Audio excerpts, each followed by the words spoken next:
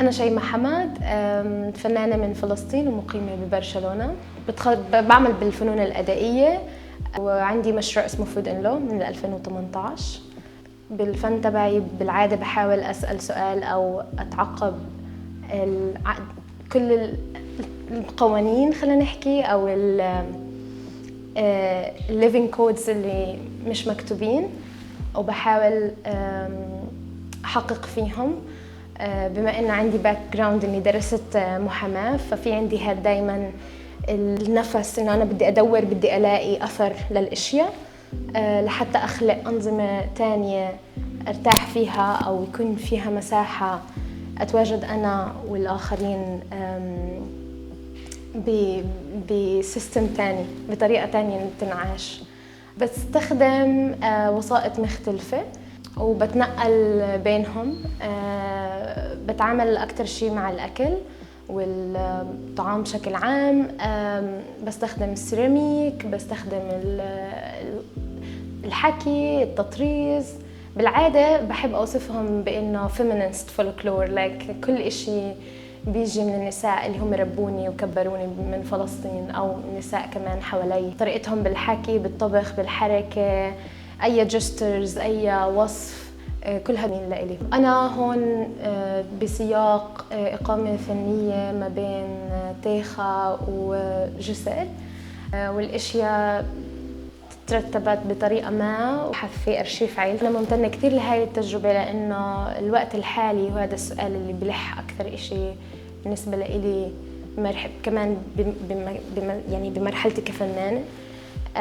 وعم بجرب وسائط جديدة خاصة بالفيديو أو البرفورمانس ليكتشر. في وسع، في تجربة ما كنت مختبراها من قبل. عم بحكي عن النحل وعن تاريخه في فلسطين وتاريخه بالنسبة لعائلتي. أرشيف لأوصل فيه كمان للصورة اللي دايماً بدور عليها، اللي هو السحر تبع الأشياء، السحر اللي من الطبيعة، اللي هو هذه الأنظمة البديلة. لنفرجي كمان كيف النحلة عاشت أو كيف الفلسطينيين عاشوا نفس الحياة. فالعمل اسمه Swarming Bodies, Bees, My Family and The Geographic، الأرض اللي تعاد بنائها وهدمها أكثر من مرة. بوصف العمل الأدائي التفاعلي اليوم، هو فن حي، وبشعر كأني بحب أحكي هاي الكلمة زي كأنه في سحر، كأني عم بتحرك كساحرة كمان، وبحقق أمنيات بطريقة ما بين الناس والنحل والقصص والزمن والذاكرة. هون عم بحكي عن أزمنة بتذوب جوا النص، ناس على مطارح وبتاخدهم بتحركهم، وكمان بتحركوا في الأحاسيس. عم نستخدم الإحساس، السمع والنظر، عم ندوق ومنشم وبنسمع وبنحس كمان بأجسادنا. فهذا عمل أدائي حي. بهاي الطريقة بحب أوصفه.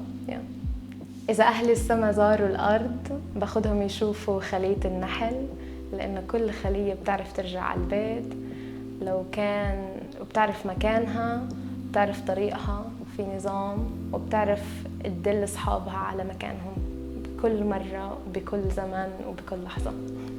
وفكر مهم، وهاي الجملة اللي ضلت معي من كل هذا العرض، إنه إذا بنخسر النحلة بنخسر الوردة. ما بدي أعيش بعالم ما في ورد.